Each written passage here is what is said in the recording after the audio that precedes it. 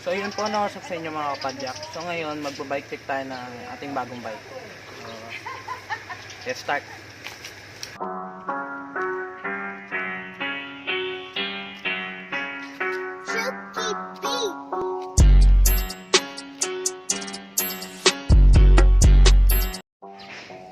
Ang frame niya ay Twitter Smile, size 46, at naka-tapered head tube at alloy. So, yung kanyang rigid fork ay carbon. Ito ay Twitter Fact Carbon. Pitigan natin kung legit nga. Ay carbon nga. Carbon lodi. Naman tayo sa kanyang cockpit. So, kanyang cockpit ay Twitter na hindi.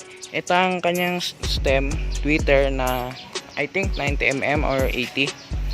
At ang ating drop bar ay Twitter rin. So, ang gusto ko dito sa drop bar niya ay flat. So, para pwede tayo mag-time trial position.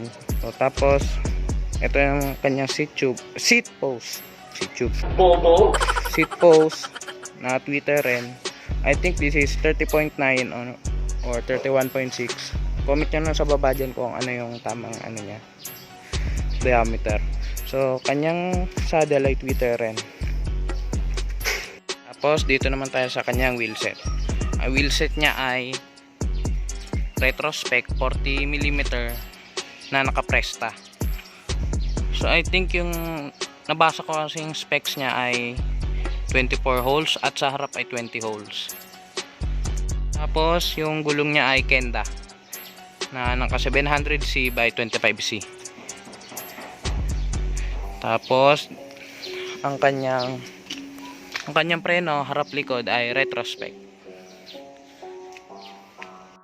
Ngayon dito naman tayo sa kanyang crankset. Ang crankset niya ay retrospec din na 50-30-40. So at naka Halotech na siya.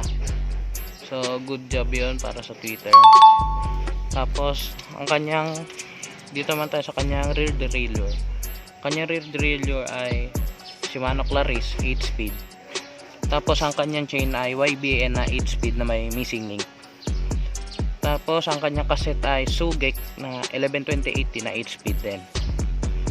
At kanyang hub ay retrospec. So, sound check natin. Yan. Ganyan siya kaingay. At naka-alloy pedal pa ako dito. So, antayin nyo yung magiging vlog ko about dito sa pedals. Kung anong gagawin natin. Ay, bago ko rin pala makalimutan. Ito rin pala yung naka Shimano Claris na front derailleur. At ang kanyang STI ay Shimano Claris din. R2000. At kung sa tatanong naman kung saan ko siya nabili ko siya sa LJ Belpa sa may likod ng SM Fairview. Nabili natin to sa kanila ng 32,000 pesos, pero ang original price niya ay 33,500 pesos. So para sa akin malaki na rin yung natipid natin 1,500 pesos. So antayin nyo yung magiging mga future upgrades ko sa kanya at yung mga red vlogs ko sa kanya. At dito na nagtatapos ang ating vlog. Please like, share, comment, and subscribe kung di pa kayo nakapag-subscribe. And click the bell button para ma-notify kayo kada every upload ko. So, keep safe everyone. Peace out.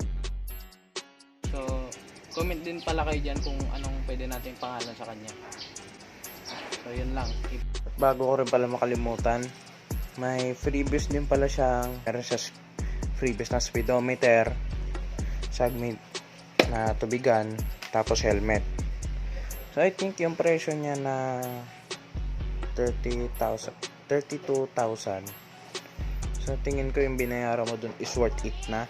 So kung sa mga magtatanong naman kung yung Twitter Smile ba ay worth it kung ikaw ay galing sa MTB na plano mo mag-switch sa road. So sa tingin ko okay siya. At di pa natin siya nasusubukan ni road test. So, malamang i-road test na natin yan.